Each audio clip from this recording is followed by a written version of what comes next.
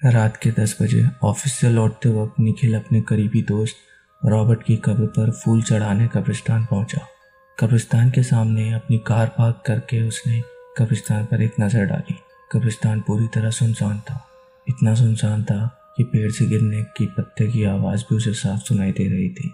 उसने कब्रिस्तान में जाकर अपने साथ लाए हुए फूल रॉबर्ट की कब्र पर रख दिए और 2 मिनट मौन करते हुए खड़ा रहा। फिर जब वो वापस बाहर आने के लिए पीछे मुड़ा तब उसे एक कब्र पर बैठी छोटी बच्ची दिखाई दी। बच्ची के हाथ में एक हरे रंग का कांच का टूटा टुकड़ा था जिसे वो बार बार आंख पर लगाकर आसपास की कब्रों को देख रही थी। निखिल कुछ मिनट वहीं खड़े रहकर उसी बच्चे को देखता रहा। वो इंतजार कर रहा था कि कोई उस बच्चे की पहचान का आए और उसे सही सलामत अपने घर साथ ले जाए, पर ऐसा हुआ नहीं। फिर निखिल उस बच्ची के पास जाकर खड़ा हुआ। निखिल की तरफ देखते हुए वो छोटी बच्ची मुस्कुराई। निखिल ने पूछा, अरे छोटी, तुम अकेली यहाँ पर क्या कर रही हो और तुम्हारे माता पिता कहाँ पर हैं? फिर वो बोली, मेरे मम्मी पापा अगले कब्रिस्तान में गए हैं, वो वहाँ पर रहते हैं। वहाँ से कुछ ही दूर एक और कब्रिस्तान था, इसलिए निखिल को लगा कि बच्ची शायद उसी कब्रिस्तान के आसपास कहीं रहती होगी। इसे ठीक से पता याद नहीं होगा। फिर निखिल ने पूछा कि तुम यहाँ अकेले क्यों बैठी हो, तुम्हारे साथ कोई बड़ा नहीं है? बच्ची ने जवाब दिया, मेरे पिताजी मुझे यहाँ छोड़ कर गए हैं। निखिल ने सोचा कि कैसा निर्दयी बाप होगा, अपनी बेटी को कोई इस तरह कब्रिस्तान में छोड़ के जाता है भला। निखिल उस छोटी बच्ची से इतनी बातें कर रहा था पर उसका ध्यान सिर्फ उस कांच के टुकड़े में ही था। वो बस उसमें एक आंख बंद करके इधर उधर देख रही थी। निखिल ने आखिर उस बच्चे से पूछ ही लिया कि तुम कांच में से क्या देख रही हो? उसने जवाब दिया कि इस हरे कांच के टुकड़े में मुझे गायब होने वाले लोग दिखते हैं, बहुत मज़ा आता है। गायब होने वाले लोग? निखिल को कुछ समझ में नहीं आया।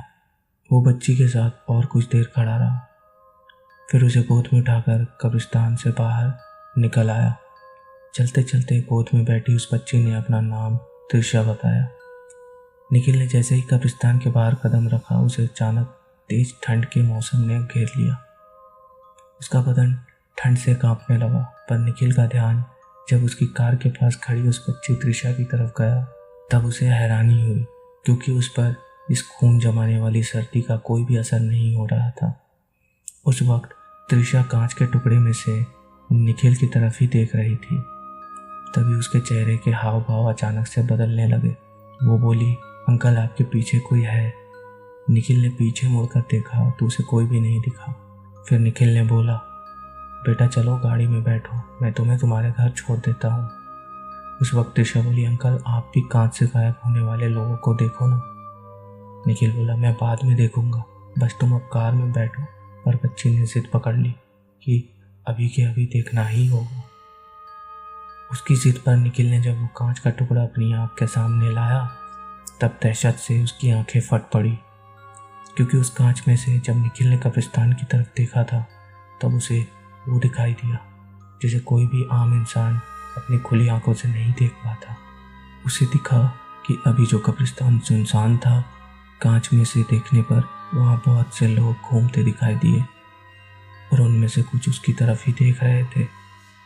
और जब उसी कांच के टुकड़े से उसने अपने आसपास नजर डाली तो 3 बदसूरत जले हुए प्रेत निखिल को घेर के खड़े थे और त्रिशा की जगह उसे एक छोटा पिशाच दिख रहा था जो उसकी तरफ देखते हुए अपनी लार टपका रहा था।